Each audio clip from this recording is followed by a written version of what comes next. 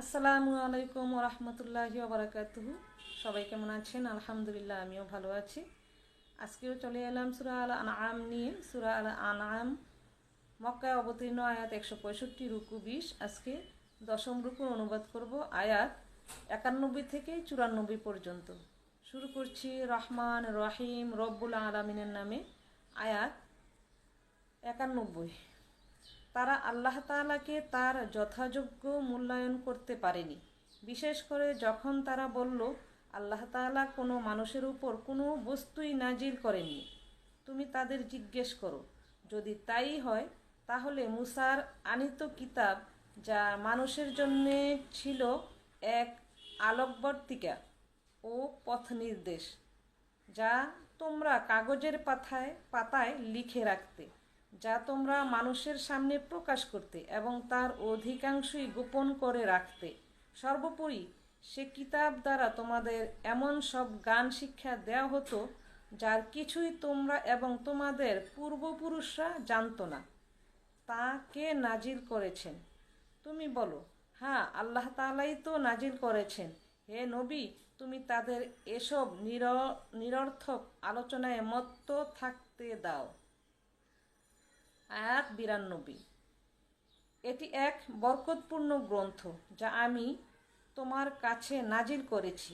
এটি আগের কিতাবের সত্যায়ন করে এবং যাতে এ কিতাব দিয়ে তুমি মক্কা ও তার পার্শ্ববর্তী জনপদসমূহের মানুষকে সাবধান করবে।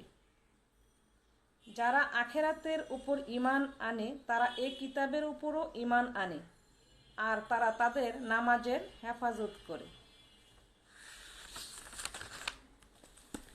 আয়াত 93। সে ব্যক্তির চাইতে বড় জালেম আর কে আছে যে আল্লাহ তাআলার উপর মিথ্যা আরোপ করে অথবা বলে, আমার উপর ওহী নাজিল হয়েছে, যদিও তার প্রতি কিছুই নাজিল করা হয়নি। তার চাইতেই বা বড় জালেম কে, যে বলে, আমি অচিরেই আল্লাহর নাজিল করা গ্রন্থের মতো কিছু নাজিল করে দেখাবো। যদি সত্যি সত্যি জালেমদের মৃত্যু যন্ত্রণা উপস্থিত হবার সময় তাদের অবস্থাটা তুমি দেখতে পেতে, যখন মৃত্যুর ফেরেশতারা তাদের দিকে হাত বাড়িয়ে দিয়ে বলবে, তোমাদের প্রাণবায়ু বের করে দাও। তোমরা আল্লাহ তাআলা সম্পর্কে যেসব অন্যায় কথা বলতে এবং আল্লাহর আয়াতের ব্যাপারে যে ক্ষমাহীন ঔদ্ধত্য প্রকাশ করতে, তার জন্য আজ অত্যন্ত অবমাননাকর এক আযাব তোমাদের দেয়া হবে। আয়াত 94। আজ সত্যি সত্যি তোমরা আমার সামনে একাকী নিঃসঙ্গ অবস্থায় এলে, যেমনি নিঃসঙ্গ অবস্থায় আমি তোমাদের প্রথমবার সৃষ্টি করেছিলাম। অতঃপর তোমাদের আমি যা কিছু বিষয় সম্পদ দান করেছিলাম তার সবটুকুই তোমরা পেছনে ফেলে একান্ত খালি হাতে এখানে এসেছ। তোমাদের সাথে তোমাদের সুপারিশকারী ব্যক্তিদের, যাদের তোমরা মনে করতে তারা তোমাদের কাজকর্মের মাঝে অংশীদার, তাদের তো আজ তোমাদের মাঝে দেখতে পাচ্ছি না।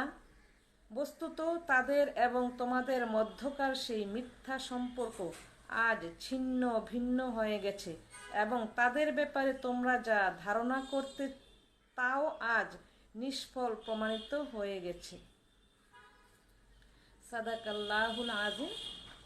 মহান রব্বুল আলামিন আমাদেরকে সঠিক পথে পরিচালিত হওয়ার তৌফিক দান করুন। আমিন সুম্মা আমিন।